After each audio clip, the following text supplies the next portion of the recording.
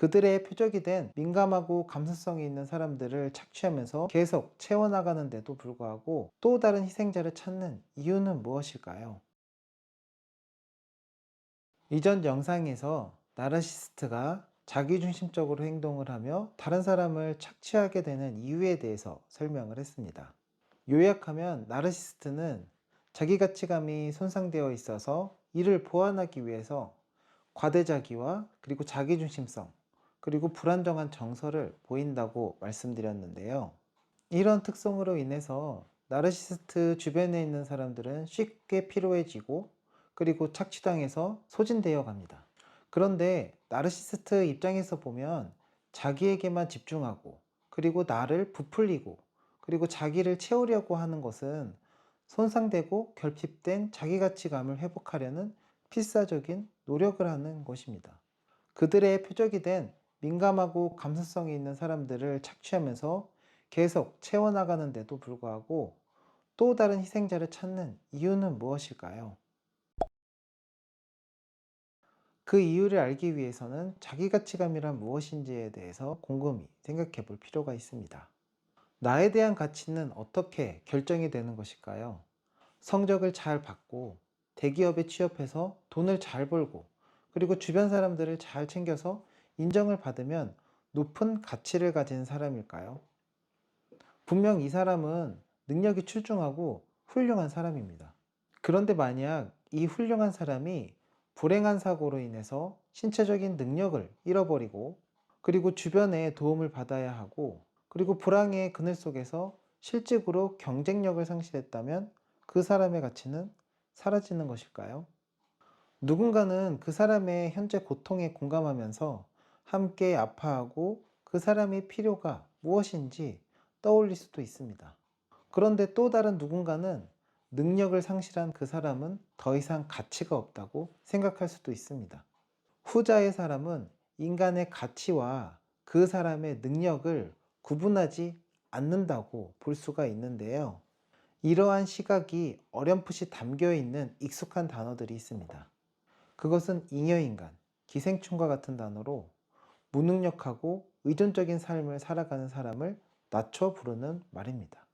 하지만 인간의 가치는 그 사람이 가진 능력이나 자산이나 재능과는 다른 어떤 고유한 영역입니다.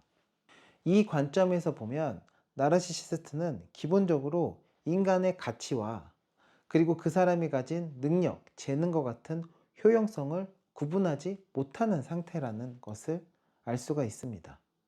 이러한 시각은 인간을 하나의 도구로서 바라보는 태도의 근간을 이룰 수가 있습니다.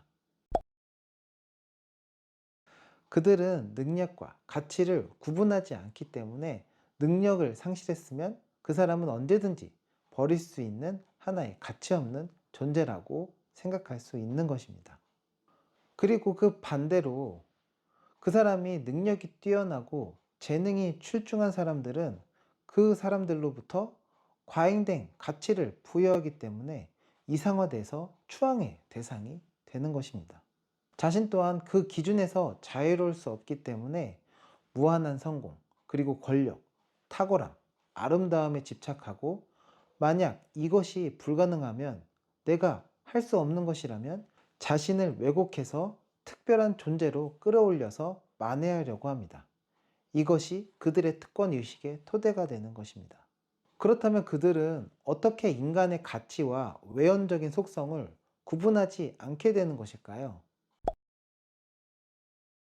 이제부터 주변 사람과 자신에 대해 인간으로서의 가치를 느끼는 감각인 가치감이 형성되는 시기, 그리고 자기 자신에게 느끼는 자기 가치감의 뿌리에 대해 생각해 보려고 합니다. 분명한 것은 자신감과 만족감은 내면 깊숙한 곳에 자리 잡은 가치감과는 다른 종류의 느낌이라는 것입니다. 이 느낌이 언제 형성되는지 알기 위해서는 아주 어린 시절로 거슬러 올라가야 합니다. 대상관계 이론으로 잘 알려진 마가렛 말로는 출생부터 36개월까지 자폐 단계에서 분화 과정을 거쳐 대상 향상성을 형성하는 발달 단계를 제시했습니다. 에릭 에릭스는 심리사회적 발달 단계를 제시하면서 첫 번째 단계로 출생 후 18개월까지 기간 동안을 기본적인 신뢰대 불신 단계라고 명명했습니다. 위대한 두 이론가가 다른 방식으로는 설명하고 있지만 생후 1살에서 2살까지 심리적으로 가장 중요한 주제는 주요 양육자에 대한 믿음과 신뢰입니다. 이 믿음과 신뢰라는 것은 앞으로 쌓아가는 자기에 대한 개념의 근간이 됩니다. 이런 기본적인 신뢰와 믿음이 형성되는 시기는 생애의 아주 초기에 이루어집니다. 왜냐하면 모든 인간은 이 시기에 누군가에게 전적으로 의존해야만 생존할 수 있기 때문입니다. 그럼 무기력한 존재를 양육자는 어떠한 대가를 바라지 않고 돌봅니다. 그 관계에서 형성되는 것이 기본적인 신뢰감이고 믿음이고, 그것을 토대로 해서 나는 소중한 존재라는 자기가치감과 나를 돌보는 대상에 대한 애정과 사랑이 싹트게 되는 것입니다. 그렇다고 해서 모든 나르시스트가 어린 시절의 주 양육자로 인해 생겨난 것이라고 단정할 수는 없습니다. 왜냐하면 나르시시즘, 자기애성 성격장애가 발생되는 원인에는 유전적인 요인, 환경적 요인, 사회문화적 요인, 그리고 심리적인 요인 등 다양한 원인들이 있고, 그 요인들이 하나만 영향을 미치는 것이 아니고 서로 상호작용하면서 영향을 미쳤기 때문입니다. 그렇다면 기본적인 신뢰와 믿음이 어떤 역할을 하게 될까요?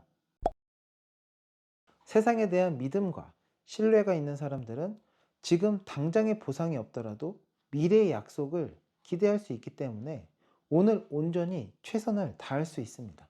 그리고 관계에서도 내 옆에 있는 사람이 별말은 하지 않아도 그 사람을 기본적으로 믿고 있기 때문에 그 사람의 마음을 확인하려고 집착하지 않습니다. 그 반면에 기본적인 믿음과 신뢰가 부재하다면 미래는 너무나 불확실하기 때문에 즉시적이고 눈에 보이는 물질적인 보상을 추구하게 됩니다. 그리고 대인관계에서도 믿음의 부재는 끊임없이 그 사람의 마음을 확인하고 싶은 충동을 느끼게 하고, 눈과 귀로 직접 확인할 수 있는 찬사와 칭찬, 그리고 물질적 보상에 집착하게 되는 것입니다. 이것이 나르시스트들의 심리적, 행동적 특성을 나타내게 하는 원동력으로 작용을 합니다. 그렇다면 타인의 마음을 즉각적이고 눈으로 직접 확인하고자 하는 행동이 내면에 손상된 자기가치감과 신뢰, 그리고 믿음을 채울 수 있을까요? 그렇지는 않습니다. 오히려 이런 행동들은 신뢰와 믿음을 더욱 약화시킵니다.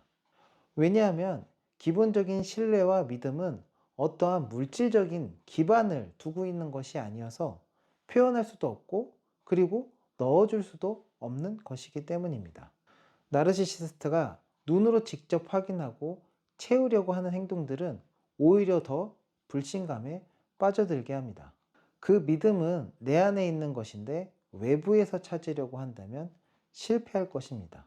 그 실패를 자신이 잘못된 방법을 사용했기 때문이라고 생각하지 못하고 실패의 상실감을 주변 사람들에게 돌려서 자기를 시기하고 질투해서 인정하지 않기 때문이라고 왜곡해서 받아들이는 것입니다.